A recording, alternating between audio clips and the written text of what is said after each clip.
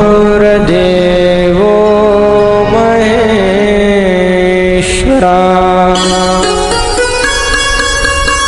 गुरुर्साक्षात् परब्रह्म तस्मै श्री गुरुवे नमः। वसुदेवसुतं देवं कंसचानूरमर्दनं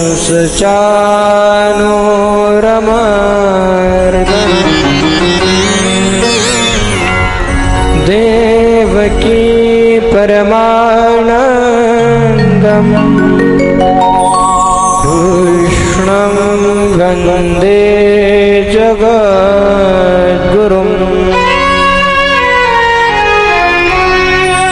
राधा साध्यं साधनं यस्य राधा मंत्रो राधा मंत्रदाती च राधा सर्वं राधा जीवनं यस्य राधा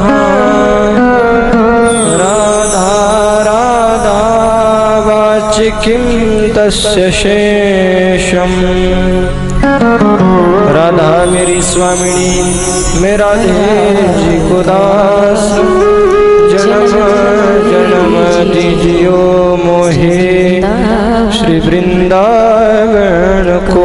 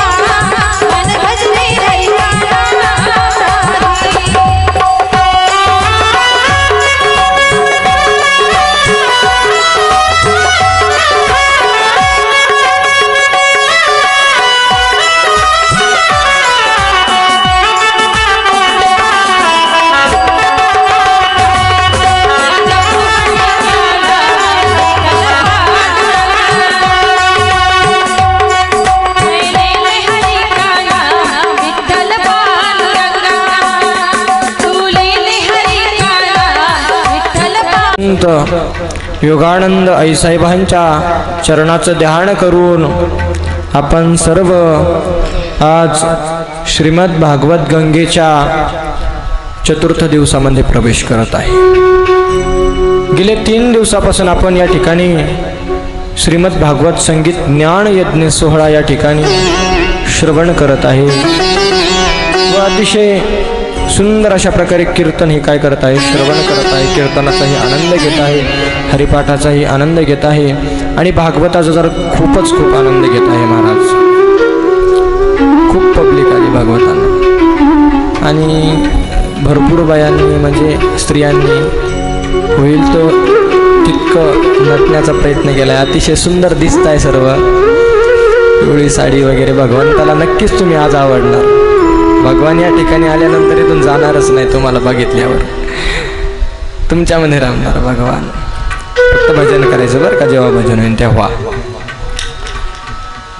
आलेल्या सर्व श्रोत्याजनांना व तुम्हा सर्व माता भगिनींच्या चरणी नतमस्तक होतो। सर्व साधू संतांच्या चरणी, मंडळींच्या चरणी, वादकच्या चरणी, सत्संगत करणाऱ्यांच्या चरणी नतमस्तक होतो। आणि आज आपल्या कथेचं परम भाग्य समजतो मी काय, की आज आपल्या कथामध्ये साक्षात संत पधारले, संत आले। श्री हरिभक्त परायण आपले रामदासजी बाबा स्वामी हे आज आपल्या कथेला भेट देण्याकरता आलेले आहे। त्यांच्या चरणावरती मी नतमस्तक होतो। त्यांचे कोटी कोटी आभार मी या ठिकाणी काय करतो, व्यक्त करतो महाराज। आणि बघा आपला कालचा विषय काय होता। कथेमध्ये प्रवेश करू आता, कारण की जास्त वेळ घ्यायला नाही पाहिजे, भरपूर अल्पसा परिहार झाला। आपला कालचा विषय काय होता बरं का, कोण सांगू शकतं? काल आपला शेवट कुठे झाला? मना आरतीना शेवट झाला, सांगा ना। माहिती नाही? भगवान कपिल देवांचा जन्म झाला। त्यांनी त्यांच्या मातेला काय सांगितलं, कथा सांगितली, गर्भगीतेचं काय केलं, वर्णन केलं। बरोबर आपण ऐकलं ना सर्वांनी काल गर्भगीतेचं वर्णन। गर्भगीतेचं वर्णन झालं, सुंदर अशा प्रकारे गीत झालं, आपण सर्वांनी नृत्य केले। आणि मग नंतर महाराज 24 अवताराची कथा, भगवंताची 24 अवतार झाले महाराज। आणि या कथेमध्ये काय सांगितलं, विशेष रूपाने भागवत जे आहे ते भगवंताचा ग्रंथ नव्हे, भगवंताच्या भक्ताचा ग्रंथ आहे। बघा या भागवतामध्ये भगवंतापेक्षाही भगवंताच्या भक्ताचं वर्णन जास्त केलेलं आहे, भगवंताच्या भक्ताची कथा जास्त सांगितलेली आहे। कारण भगवान आपण मानतो, भगवान कथेमध्ये येतात, भगवान कथेमध्ये असतात, आपल्या सर्वांची श्रद्धा आहे म्हणूनच आपण काय करतो, आणि आपण ऐकलेलं सुद्धा आहे की भगवान येतात म्हणून। आणि म्हणून भगवान कथेमध्ये आल्यानंतर त्यांची कथा त्यांना ऐकायला असं जास्त सुख होत नाही, सुख होत नाही। सांसारिक मनुष्याला सुख होतं बरं का, आपली प्रशंसा ऐकली ना, आपली समजा स्तुती केली कोणी, तर आपल्यासारख्या संसारिक पुरुषाला, स्त्रीला काय होतं, सुख वाटतं महाराज। एखादी आई आहे, तिला जर आपण तिचं वर्णन केलं की तुम्ही अतिशय सुंदर दिसतात, असं आहे तसं आहे, तर तिला काय वाटेल, सुख वाटेल। परंतु तुम्ही त्याच्यानंतर तिच्या मुलाचं जर वर्णन केलं काय, की तुझा मुलगा खूप छान आहे, त्याच्यातले गुण खूप छान आहे, तो दिसतोय खूप छान दिसतो, आणि त्याचं समजा तुम्ही गुण केलं तर त्या आईला तिच्यापेक्षाही आनंद होईल महाराज बरं का।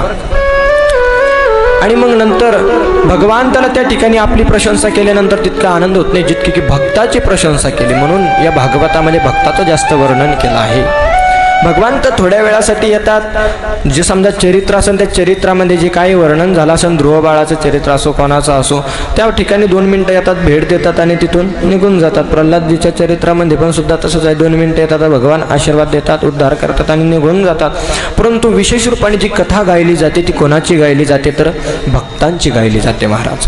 माझे भक्त गाते जेथे नारदा मी उभा तेथे, भक्ताची कथा सांगितली जाते महाराज। तर बघा भक्ताची कथा गायल्याने काय होतं बरं का हो, ऐकल्याने काय होतं भक्ताची कथा, तर सांगितलं बघा। श्री हनुमानजी महाराज आपण सर्व मानतो, तुम्ही ऐकलेलं असेल की हनुमानजी महाराज कथेमध्ये असतात बरोबर। कथेमध्ये असतात. आणि मग श्री हनुमानजी महाराज एक दिवस काय झालं, श्री रामचंद्र प्रभू साकेत धामला निघून जाणार होते.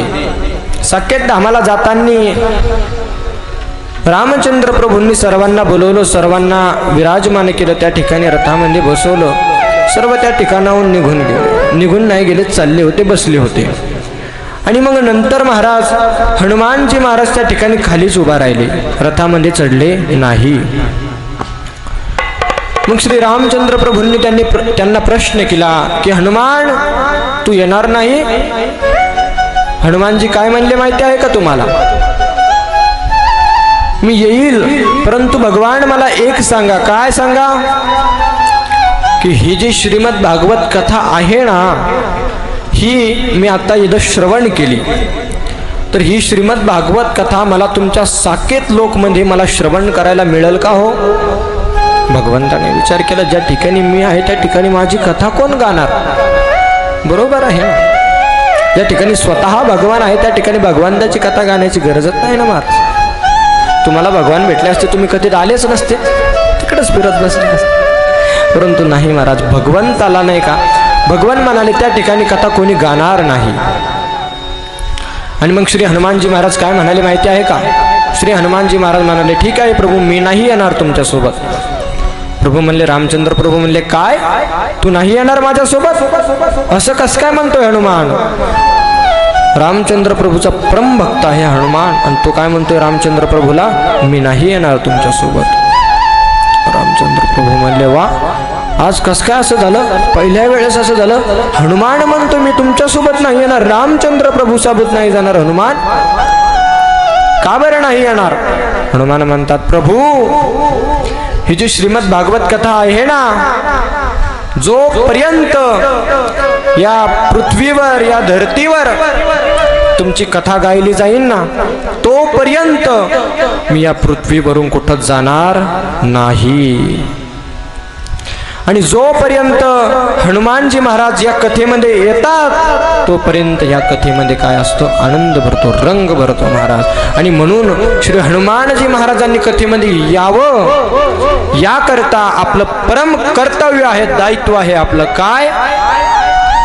की आपण भगवंताचं काय केलं पाहिजे? नामचिंतन केलं पाहिजे, नामस्मरण.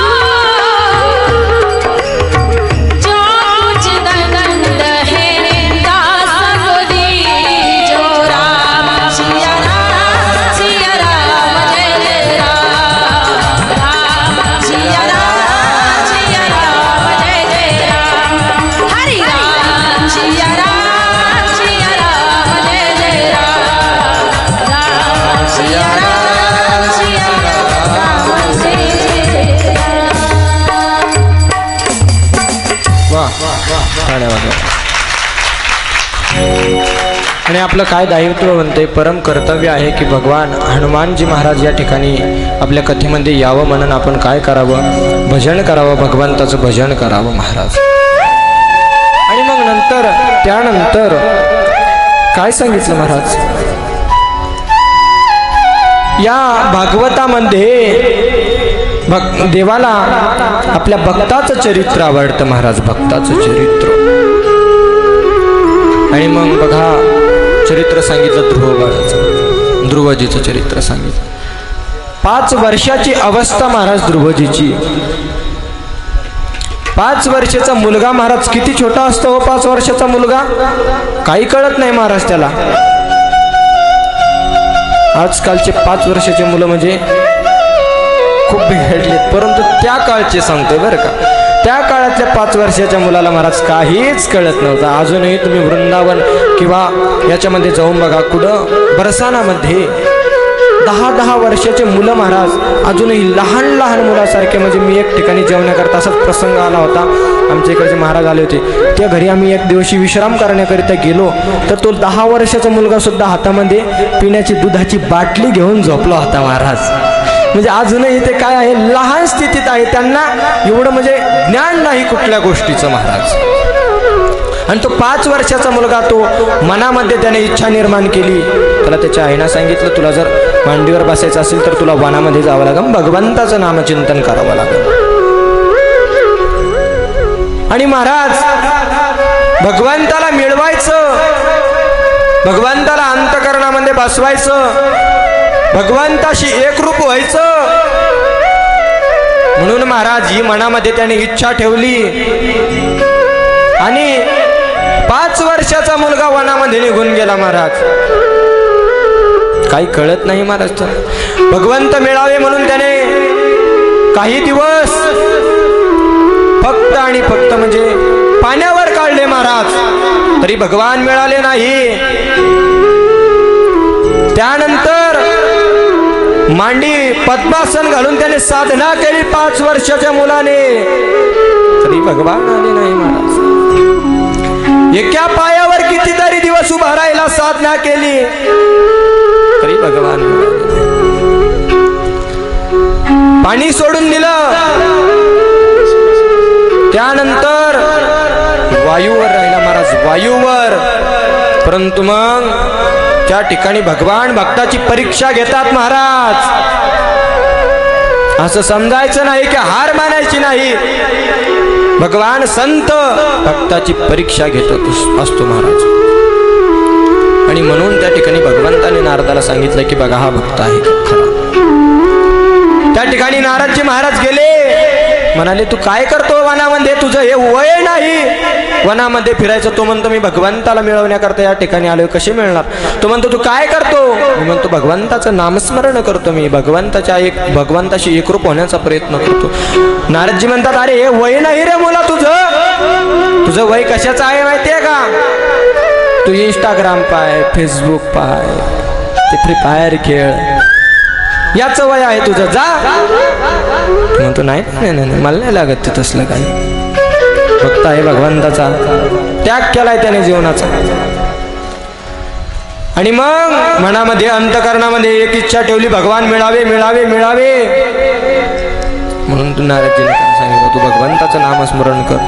आणि मग नंतर महाराज भगवंत आले, त्यांना दर्शन दिले महाराज, दर्शन दिले. दर्शन दिल्यानंतर महाराज 36,000 वर्ष त्यांनी काय केलं, राज्य केलं महाराज. बघा कशा करता सांगतो, हे भगवंताचे भक्त आहे. आणि भगवंताचे भक्त असल्यामुळे महाराज काय की नामस्मरणात किती ताकद आहे. नामस्मरणाने देव सुद्धा भेटू शकतो महाराज. देव जो आहे ना, योगी हे मोठमोठे जे योगी आहे ना, हे लय खूप तपश्चर्या करतात महाराज देव मिळवण्याकरता, परंतु त्यांना देव लवकर दर्शन देत नाही महाराज. परंतु तुम्ही नामस्मरण जर केलं, तुम्ही 7 दिवस जर नामस्मरण केलं, तर तुम्हाला देव मिळणार म्हणजे मिळणारच महाराज. कृष्ण कहने से तर जाएगा, कृष्ण तर जाएगा, से तर जाएगा.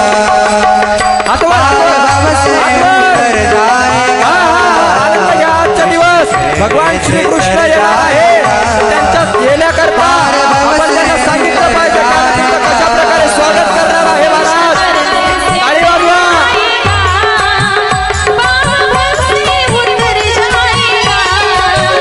कृष्ण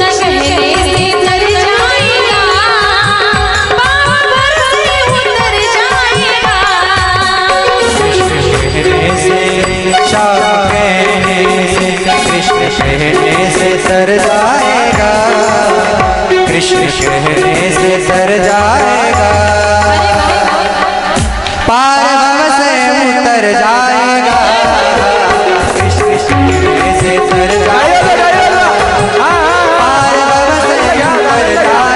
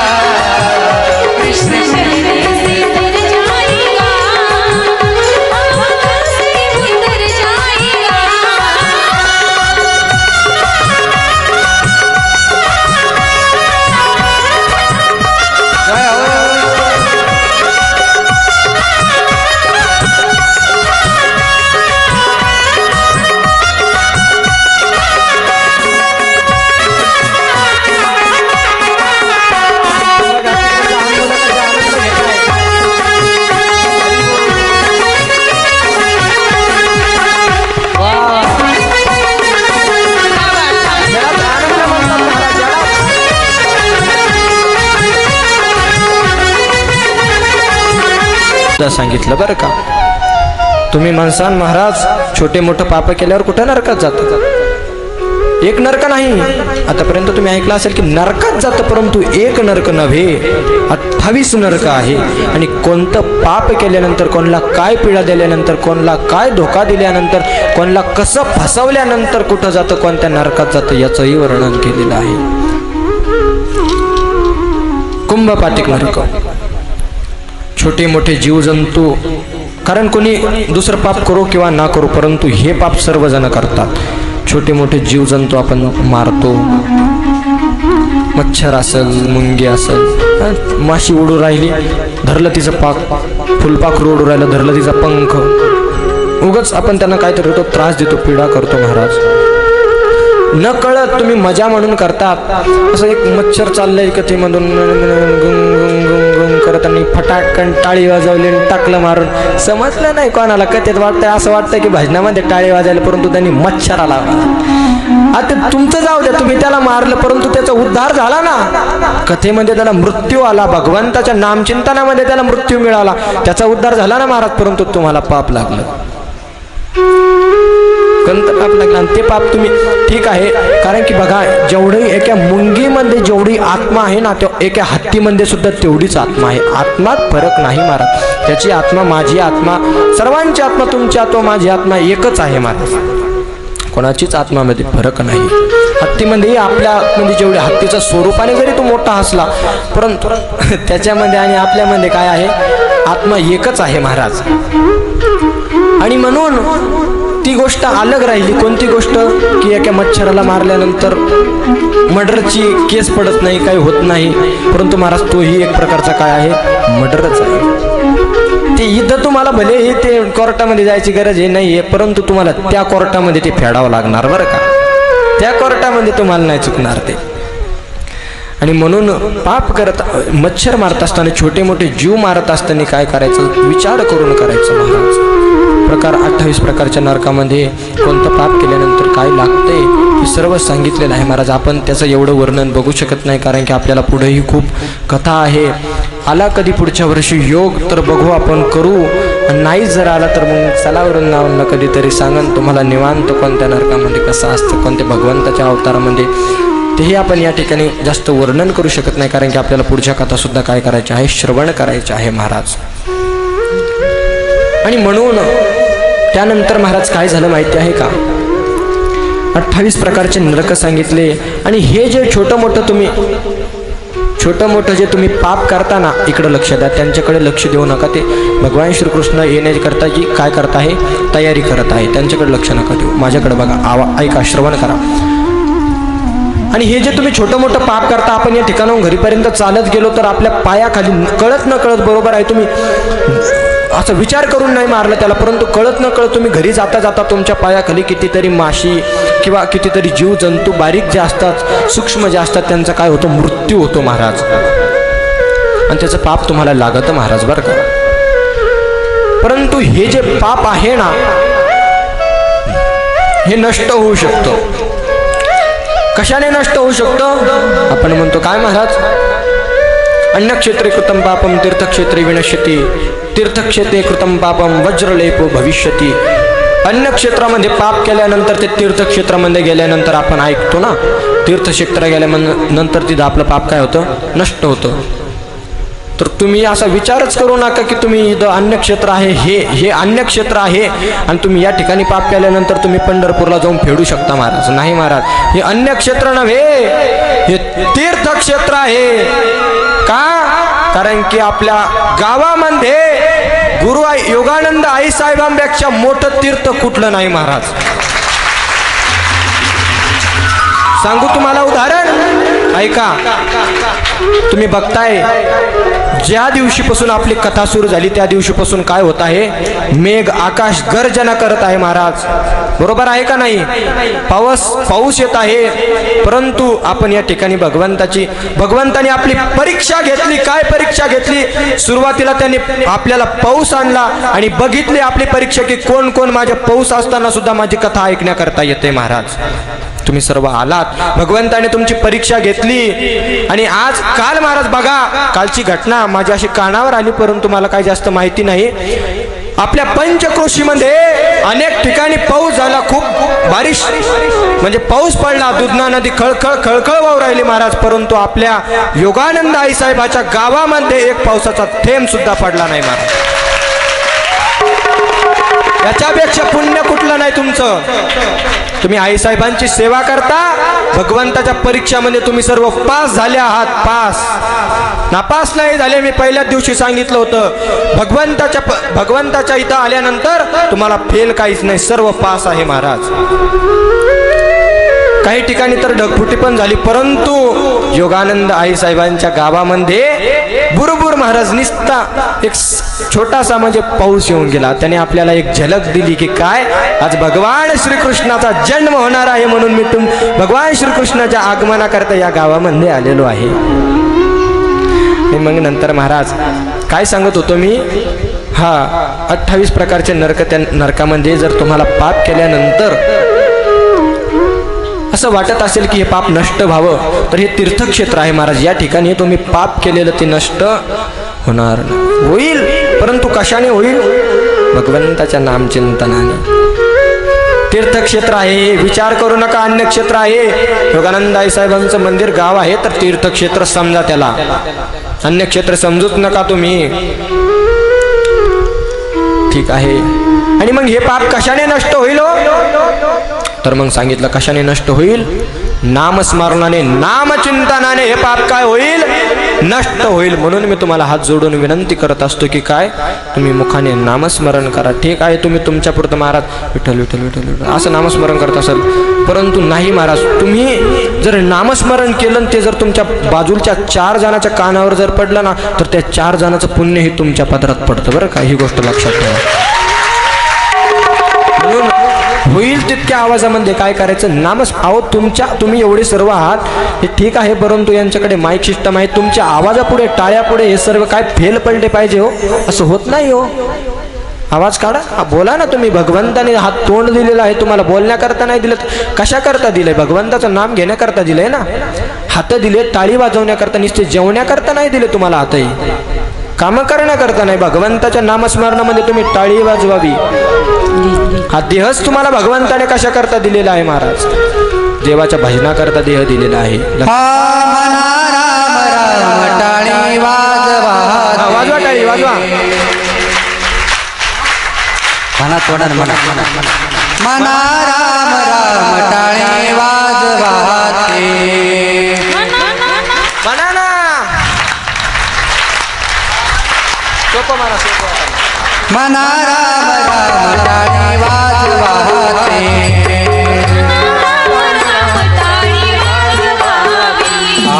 नाचा डोला चंद्रिया बोलिया सोहिते, नाचा डोला चंद्रिया बोलिया सोहिते.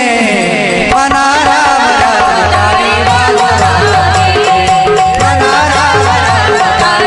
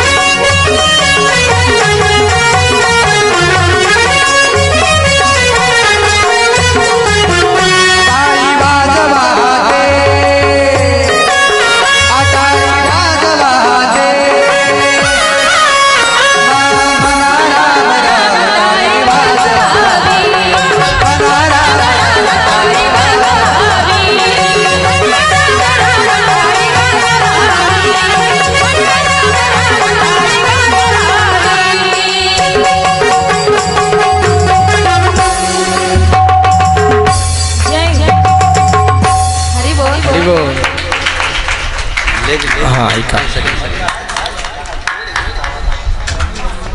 बस चला इकडं लक्ष द्या. आता काय काय करा? मुखाने नामस्मरण करा, म्हणा राम राम टाळी वाजवा की.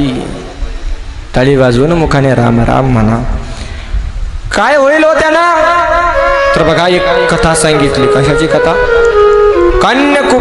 कान्यकूप ब्राह्मणाची. अजामिल नावाचे एक ब्राह्मण होते. लहान मुलं देवाघरची फुलं आहे, बरोबर आहे, परंतु त्यांना थोडं बाजूला करा, थोडं आतमध्ये घ्या त्यांना, कारण की त्या ठिकाणाहून भगवान येणार आहे. त्यांच्या तयारी करता ते केलेलं आहे महाराज. हा आता बस ठीक आहे. चला काय? कान्यकूपजी नावाची ब्राह्मण अजामिल, त्यांची कथा सांगितली. ब्राह्मण आहे महाराज. ब्राह्मणाच्या घरामध्ये त्यांचा जन्म झालेला आहे. आणि जन्म झाल्यानंतर एक दिवशी काय झालं? ते असे जंगलामध्ये फिरण्याकरिता निघून गेले. जंगलामध्ये गेल्यानंतर नको ते कृत्य त्यांनी त्या ठिकाणी बघितलं महाराज. कोणी एक पुरुष एका वैश्यासोबत रमण त्या ठिकाणी त्या जंगलामध्ये वनामध्ये तो करत होता. त्या ब्राह्मणाने ते कृत्य बघितलं महाराज.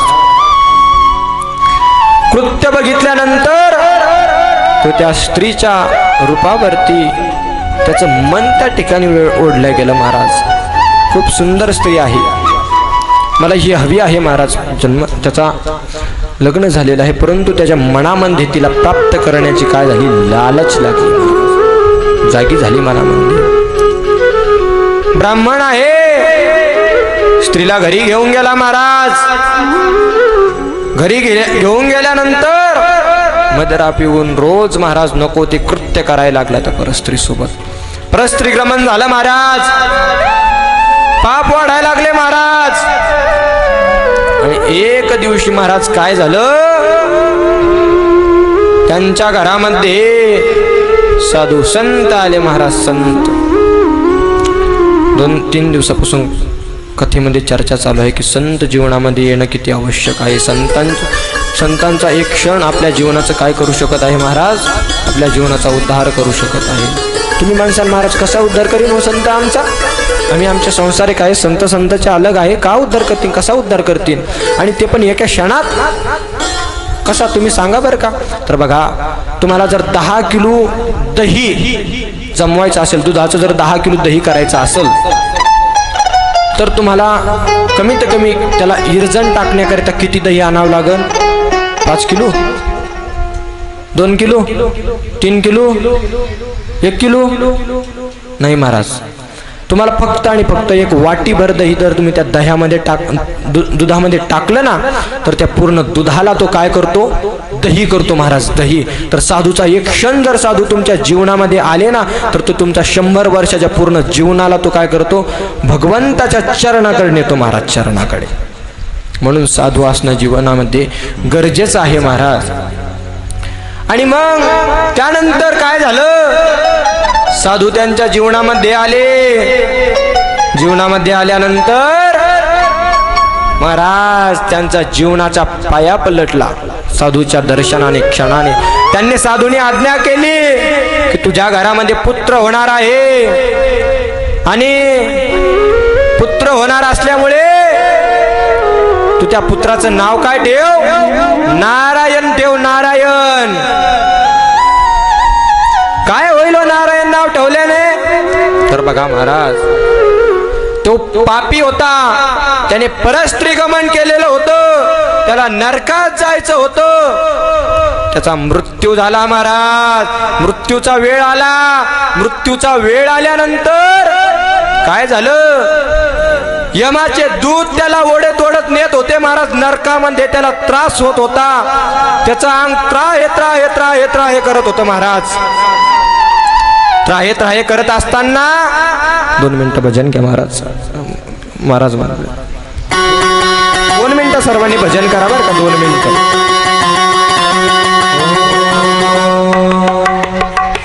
केशवा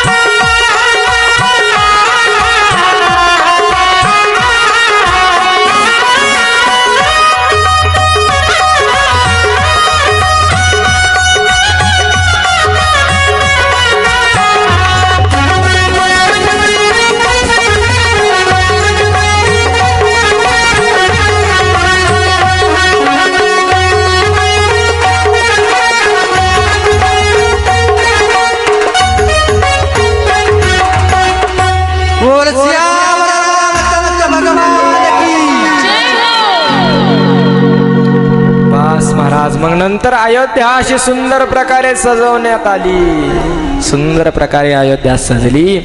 रामचंद्र प्रभू येणार आहे म्हणून अंगण सजवण्यात आलं महाराज. आणि मग त्यानंतर श्री रामचंद्र प्रभूंचा काय झाला?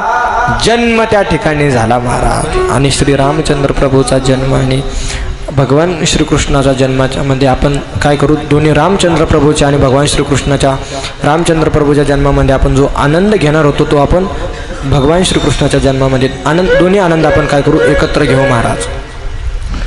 आणि मग श्री रामचंद्र प्रभूंचा जन्म झाल्यानंतर श्री रामचंद्र प्रभू लहानाचे मोठे झाले महाराज. मोठे झाल्यानंतर कळायला लागलं 14 वर्ष महाराज श्री रामचंद्र प्रभूंना वनवास मिळाला. वनवास मिळाल्यानंतर काय झालं महाराज? बघा,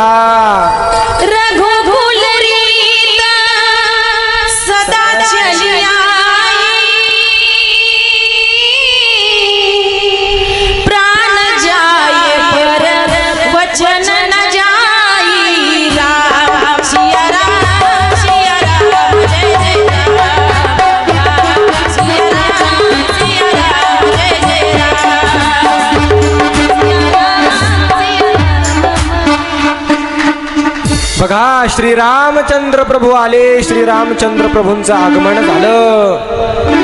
आगमन झाल्यानंतर काय झालं महाराज, श्री रामचंद्र प्रभूंना वनात काढून दिलं, 14 वर्षाचा वनवास मिळाला. आणि मग नंतर महाराज काय झालं, वनवासामध्ये त्यांना अनेक प्रकारचे भक्त मिळाले. त्या भक्तामध्ये त्यांना एक सुंदर भक्त मिळाला. कोण? केसभट्ट नावाचा भक्त महाराज. रामचंद्र प्रभूंचा सर्वात श्रेष्ठ भक्त महाराज.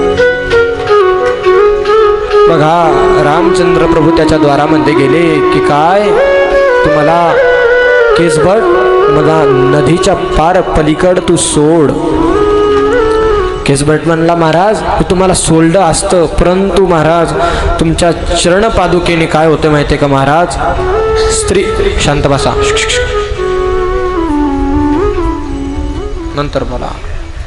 काय होईल, मी तुम्हाला सोडलं असतं, परंतु तुम्ही जर माझ्या नावेमध्ये बसले ना, तर माझ्या या नावची काय होईल माहिती आहे का, स्त्री उत्पन्न होईल. तुमचं चरित्र जे जीवनातलं जे मागलचं चरित्र घटना घडलेली आहे का, त्याच्यावरून मी तुम्हाला माझ्या नावेमध्ये बसणार नाही. अहिल्याचं उदाहरण देत आहे. कोण? केसभट. रामचंद्र प्रभूला सांगताय की तुमचा पद लागला तर दगडाची काय झाली, स्त्री झाली. रामपद लागता जडशिळा झाली त्वरे कामिनी. आणि मग नंतर मी नाही चढू शकत. ते म्हणले काहीतरी उपाय कर रे, तुझ्यापेक्षा दुसरा तरी आम्हाला केसभट. हे नाही. तो म्हणे ठीक आहे प्रभू, मी तुम्हाला नेईल, परंतु तुमच्या चरणाला जी जादू आहे ना, जादूची रज आहे ना, ती तुम्हाला या ठिकाणी सोडून जावं लागेल. ते म्हणे कशी सोडून जाऊ, तर त्यांनी सांगितलं की मी तुमचे काय करेल, चरण देवतो, ते आपोआपच निघून जाईल. रामचंद्र प्रभू म्हणले अरे सरळ सरळ सांग ना, तुला माझे चरण धुवायचे आहे, चरणाचं काय करायचं आहे, त्या ठिकाणी दर्शन घ्यायचं आहे, चरण स्पर्श करायचं आहे, सरळ सांग ना. तो म्हटलं नाही मी असं नाही सांगणार, तुमचं काम आहे, तुम्ही सांगा, तुम्ही बघा. ठीक आहे, धू माझे चरण धू. पात्र आणलं, चरण धुण्यात आलं महाराज. आणि मग नंतर सांगितलं चढा. रामचंद्र प्रभू नावेमध्ये चढले आणि मग नंतर सांगितलं नाव चालू झाली. मग तो केसभट चांगला हुशार होता, त्याने हा केबट बरं का, केसभटच माझ्या ती लक्षात आलं, चूक झाली माझ्याकडून, ती केबट नाव होतं त्याचं. आणि मग नंतर काय झालं महाराज, त्याने विचार केला केबटना काय, की मी जर रामचंद्र प्रभूला नावेमध्ये पलीकडे हे आली तर गंगाचा किनारा आणि आपण आता 2 मिनिटात पलीकडे जाऊ हो. तो म्हटला नाही महाराज, मला रामचंद्र प्रभूंसोबत अजून थोड्या वेळ राहायचं आहे, त्यांचा सहवास घडावा मला अशी इच्छा आहे. म्हणून तो काय करत आहे, फेरे त्या नदीमध्ये मारत आहे, इकडून तिकडं इकडून तिकडं. आणि मग नंतर रामचंद्र प्रभू म्हणते अरे इकडून तिकडं का बरं फेरे मारतोय, आम्हाला पलीकड नेऊन सोड ना. तो केबट हुशार होता. काय म्हटला, प्रभू 2-3 चक्रामध्ये थकल्या आम्हा जीवांना तुम्ही 84 लाखाचा चक्कर त्या ठिकाणी घालताय, म्हणून तर म्हणतात 84 लाखाचा काय आहे फेरा आहे हा. आमच्या जीवाची काय दशा होत असेल तुम्ही विचार केली का? मग रामचंद्र प्रभू म्हणले आता याला काय बोलावं, याचं सगळं प्रत्युत्तर तर हा मला देतोय. आणि मग नंतर बघितलं, अरे ते म्हणे अरे केबट तसं नाही रे, परंतु मी बार घुमून मला काही वाटत नाही, परंतु भीती वाटते, आता मी पडतो काय. ते म्हणतो, तो केबट म्हणाला रामचंद्र प्रभू तुम्हाला जर भीती वाटत असेल तर तुम्ही काय करा, माझ्या मस्तिष्कावर हात ठेवा, माझ्या मस्तिष्कावर पकडा, मला पकडा, मग तुम्ही पडणार नाही, भीती वाटणार नाही. बघा मग देवताने विचार केला अरे केबट लयच हुशार आहे रे तू, न सांगताच तू सगळं काम करून घेत आहे. काय काम करून घेत आहे? तो म्हटला काय, की देवाचं चरण धुवायचं होतं, तर मी देवाला म्हटलोय ना, देवच माझ्याकडे आले, देव स्वतः त्यांचे चरण धुलेले त्यांनी मला. आणि नंतर देवाने तुझ्या मस्तिष्कावर हातही ठेवला, तुला वरदानही दिलं, दानही दिलं. आणि मग नंतर देवाने पुष्प वर्षाव त्याच्या अंगावरती केला महाराज. आणि मग नंतर केबटना भगवंताला रामचंद्र प्रभूला नदीच्या पलीकडे उतरल्यानंतर महाराज काय झालं, रामचंद्र प्रभूंनी सीतेमातेला इशारा केला काय, की माता याला काहीतरी उतारी द्यावं लागेल. पलीकडे त्यांनी आपल्याला नेऊन ठेवलं तर याला उतारी द्यावं लागेल. तर रामचंद्र प्रभू सीतामातेने काय केली, आपल्या हातातली जी अंगठी होती ती काढून त्या ठिकाणी त्यांना दिल्यानंतर तो म्हणतो प्रभू अरे ही कशाची अंगठी, का बरं दिली मला? अरे म्हणे तुझी परतफेड आहे म्हणे, तू आम्हाला नावेच्या पलीकडे उतरलं ना म्हणे, त्याची परतफेड आहे म्हणे. ही काय आहे म्हणे, परतफेड आहे म्हणे. राधे राधे. परतफेड आहे. आणि मग म्हटलं प्रभू मला ही परतफेड लागत नाही म्हणे. काय करा म्हणे तुम्ही. मी ज्या वेळेस मी केसबट असताना तुम्ही माझ्या द्वारामध्ये आले. इकडं लक्ष द्या, त्यांच्याकडे नका बघू, त्यांना वेळ होत आहे, लांब द्यायचा आहे म्हणून ते जात आहात. तुम्ही माझ्याकडे लक्ष द्या. तुम्ही ज्या वेळेस मी केबट असताना माझ्या दारामध्ये आले ना, तर मी तुम्हाला नदीच्या पार उतरलं. आणि ज्या वेळेस मी केबटच्या नात्याने तुमच्या दारामध्ये येईन ना, तर तुम्ही मला काय करा, भवसागरच्या पार उतारा प्रभू. केबट हे मागणं मागतोय. आणि मग नंतर भगवान रामचंद्र प्रभू मग नंतर त्या ठिकाणी त्यांचं काय झालं, राज्यकारभार त्यांना देण्यात आला. आणि मग कोणी विशेष अतिथी बोलवत असते ना, तर ते बोलवणं तर कोणाला बोलावं, तर म्हणून भगवंताने काय केलं, केबटला बोलवलं. केबट त्या ठिकाणी आला आणि भगवंताचे भक्त, भगवंताने त्या भक्तावर काय केले महाराज, कृपा केली. आणि त्याचा काय केला महाराज, केबटचा उद्धार केला. आणि मग नंतर बारी आली कोणाची बघा. नंतर विषय आला आमचा लाडला गोपाल. नंतर बारी आली आमच्या भगवान श्रीकृष्ण परमात्म्याची महाराज. काय झालं, देवकी मातेचं आणि वसुदेवाचं लग्न लागलं. लग्न लागल्यानंतर काय झालं महाराज, देवकी मातेचा भाऊ होता कोण, कंस दैत्य. परंतु दैत्य असूनही सुद्धा आपल्या बहिणीवर नितांत प्रेम करायचा महाराज, अतिशय प्रेम करायचा आपल्या बहिणीवर. आणि मग नंतर महाराज काय झालं, आकाशवाणी झाली ज्या वेळेस त्याची बहीण विदाई होत होती, सासरी जात होती, त्यानंतर आकाशवाणी झाली आणि सांगितलं, अरे मूर्ख कंसा, काय तुझ्या बहिणीला आज कुठं नेऊन सोडत आहे, सासरी सोडत आहे ना, तिचाच 8वा पुत्र तुला काय करणार आहे, तुझा काळ होणार आहे, तुझा मृत्यू करणार आहे महाराज, मृत्यू करणार आहे. मग नंतर कंसाला समजलं, आकाशवाणी झाली म्हणून त्याने तलवार उचलली आणि काय करत आहे, देवकी मातेचा वध करण्याकरता जातोय. परंतु वसुदेवजी आले, वसुदेवजी म्हणाले, थांब, मारू नको, तिचे 8ही पुत्र मी तुझ्याकडे आणून देईन. 8वा पुत्र पाहिजे ना तुला, तर 8वा पुत्र मी तुला तुझ्याकडे आणून देईन. मग त्या ठिकाणी महाराज नारदजीचं आगमन झालं. आगमन झाल्यानंतर नारदजी म्हणाले, अरे मूर्ख कंसा, तिचा 8वा पुत्र तुला मारणार आहे हे तुला कळल्यानंतरही तुला सोडतोय. नाही महाराज, ते वसुदेवजी होते, त्यांचं वचन होतं, ते मला त्यांचा 8वा पुत्र आणूनच देणार. नारदजी म्हणाले, तुला कसं माहिती आमचा 8वा पुत्र कधी जन्माला येणार आहे. नारदजीनं त्याला उदाहरण दिलं. हातावर एक फुलाचा, गुलाबाचं काय घेतलं, फूल घेतलं, इथं या ठिकाणी आहे का, मी तुम्हाला लगेच सांगतो. अशा 8 पाकळ्या त्यांनी काय केल्या, या ठिकाणी ठेवल्या आणि त्याला विचारलं की काय, सांग याच्यातला 8वा कोणता आहे. इकून मोजलं तर ही 8वी भरती, इकून मोजलं तर ही 8वी भरती, सांग म्हणे कोणती 8वी आहे. भगवान श्रीकृष्ण आहे तो चालाक आहे, तो पहिल्या सुद्धा उलटी गिनती सुरू करू शकतो, मधातच 8वं म्हणेन की मीच 8वा आहे. म्हणून त्यांना सांगितलं की, मग तो म्हटला, नाही वसुदेवजी, तुम्ही मला हिचे 8ही पुत्र आणून द्या. आणून द्याल्यानंतर त्यांनी सांगितलं, मी हो तुला 8ही पुत्र आणून देईल. आणि त्यानंतर पहिला पुत्र जन्माला आला. देवकी मातेला सांगितलं, आणि इकडं दे माझ्याकडे. देवकी माता होती महाराज, कुठली आई अशी नाही की ती आपल्या मुलाला काय करल, मृत्यूच्या मुखात पाठवल. देवकी मातेला त्रास झाला, त्राहे त्राहे देवकी माता करायला लागली महाराज. आणि मग नंतर दुसरा पुत्रही मेला, तिसरा पुत्र, चौथा पुत्र, सर्वांना मृत्यू पावलं. 7वा पुत्र योग मायाच्या बलावर भगवंताने त्याला दुसरीकडे शिफ्ट केलं आणि नंतर महाराज बारी आली कोणाची?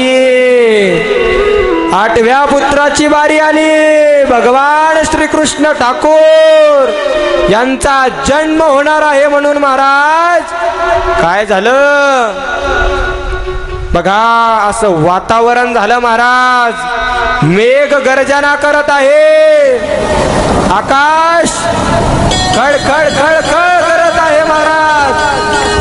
मोर नाचताय, भगवान श्रीकृष्णाचा जन्म होणार आहे महाराज. बघा मोर नृत्य करत आहे की आमचा सखा येणार आहे, आमचा मित्र येणार आहे. खाली बसा सर्वांनी. सुंदर खळखळ खळखळ खळखळ अशी यमुना मैया वाहत आहे महाराज. भगवान श्रीकृष्णाचा जन्म झाला महाराज. बोलिए भगवान श्रीकृष्ण कन्हैया लाल की जय. जन्म झाल्यानंतर महाराज काय घटना घडली बघा. भगवान श्रीकृष्णाने आज्ञा केली. काय आज्ञा केली की देवा वसुदेव, देवा पिताजी मला तुम्ही काय करा, गोकुळामध्ये नेऊन टेका. गोकुळामध्ये टेकल्यानंतर इकडे लक्ष द्या. गोकुळामध्ये तुम्ही मला नेऊन ठेवा आणि त्या ठिकाणी मला नेऊन ठेवत असताना त्या ठिकाणाहून यशोदा मैयाच्या का अरे माझ्याकडे कशाला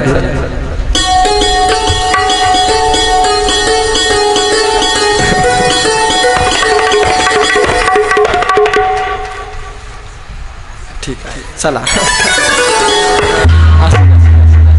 ठीक आहे ठीक आहे. हा मग नंतर काय झालं, भगवंताने आज्ञा दिली की मला त्या ठिकाणी गोकुळामध्ये सोडून या आणि यशोदा मैयाची जी पुत्र आहे तिला त्या ठिकाणाहून घेऊन या. आणि मग नंतर महाराज यमुना मैया त्रास देत आहे. भगवान श्रीकृष्ण जात आहे. यमुना मैया भगवान श्रीकृष्णाच्या दर्शनाकरता त्रास देत आहे. भगवान श्रीकृष्ण भगवान श्रीकृष्णाचा जन्म घ्यावा म्हणून भगवान श्रीकृष्णाला सर्व प्रार्थना करताय. भगवान श्रीकृष्णाचा जन्म झाला आणि मग नंतर महाराज काय झालं, यमुना मैया दर्शना करता वसुदेवाच्या तोंडामध्ये पाणी जात आहे. यमुना मैयाला भगवान श्रीकृष्ण काय करता, आपली चरण पादुका काढता आणि यमुना मैयाला दर्शन देता महाराज.